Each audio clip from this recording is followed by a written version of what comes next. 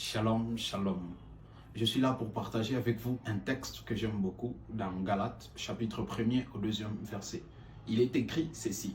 Aussi longtemps que l'héritier demeure enfant, j'ai dit qu'il ne diffère à rien d'un esclave.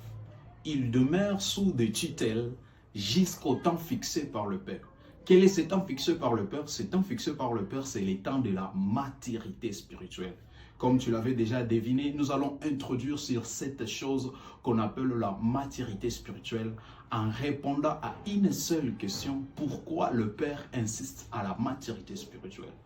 Le Père de l'héritier insiste à la maturité spirituelle à cause de l'héritage auquel le Fils est destiné. En lisant ces textes, le Seigneur m'a dit qu'en fait, Paul était en train de faire allusion à des générations. La première génération, c'est la génération Moïse et la seconde génération, c'est la génération Joël. Je continue mon message. La génération Moïse était fondée sur les expériences, mais la génération Josué était fondée sur la foi au Dieu qui leur avait promis la terre promise. C'est pourquoi vous verrez que la génération Moïse n'a pas pu posséder la terre promise, mais la génération Josué a possédé la terre promise et est entré dans la terre promise. Je me suis toujours posé une question.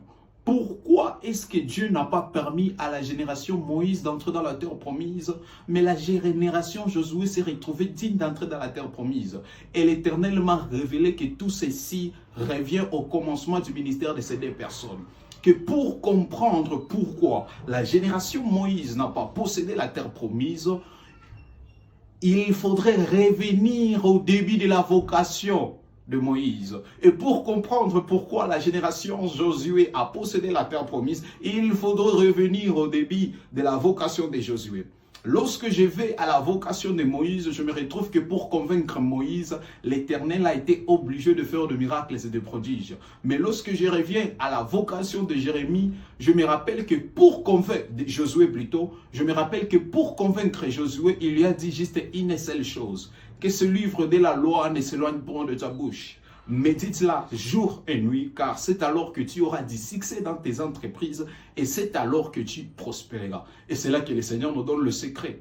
En vrai, il est en train de nous dire que ce ne sont pas les expériences qui vous rendent mature, mais c'est la parole qui vous rend mature. Ainsi donc, ce qui distingue ces deux générations, c'est que la génération Moïse était fondée sur des expériences et des miracles et des prodiges, mais que la génération Josué était fondée sur la parole de l'Éternel.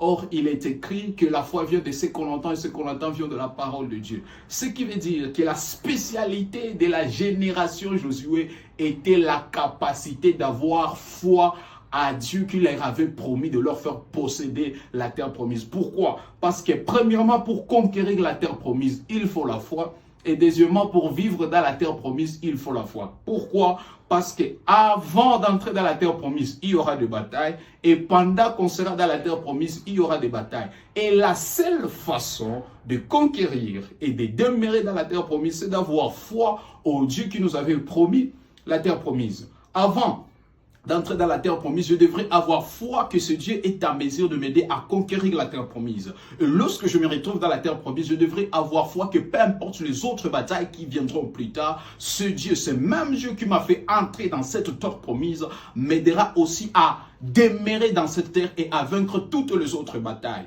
Ce que je suis venu te conscientiser en ce jour d'aujourd'hui, c'est que différemment de la génération Moïse, ne crois en rien du tout que les expériences, le miracle, le prodige et toutes ces choses derrière lesquelles tu cours te rendront mature et t'aideront à posséder ton héritage. Mais il faudrait que tu prennes conscience à quel point ce qui t'aide à mûrir, à devenir mature et à posséder ton héritage, c'est la parole. Voilà pourquoi vous comprendrez une chose.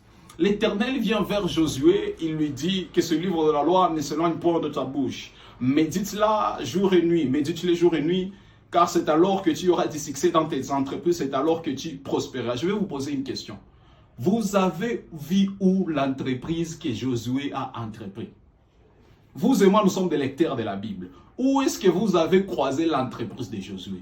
Et c'est là que je me suis rendu compte que l'entreprise de Josué avait déjà commencé dès le départ parce qu'il était engagé dans l'entreprise de l'Éternel qui consistait à conduire le peuple de l'Éternel vers la terre promise. Ceci veut dire que Dieu était venu dire de montrer et montrer à Josué le secret qui lui permettra premièrement d'entrer dans la terre promise et secondement de demeurer dans la terre promise. Et ce secret-là, c'était quoi? La parole.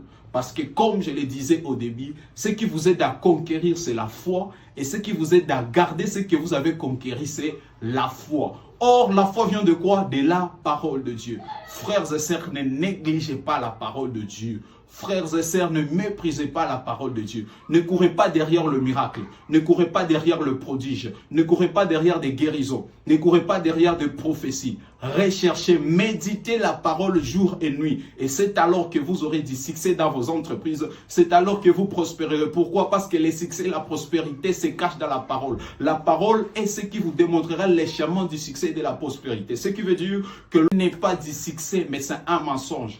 Le diable vous mentira en vous donnant un succès en dehors de la parole et c'est comme ça que vous serez perdu. Mais la Bible est claire. Si tu veux avoir du succès, si tu veux prospérer, c'est-à-dire que si tu veux conquérir et garder l'héritage que le Père t'a destiné, tu devras t'attacher à la parole de Dieu. Pourquoi? Parce que c'est le secret de ton succès. Que Dieu vous bénisse abondamment. Merci beaucoup.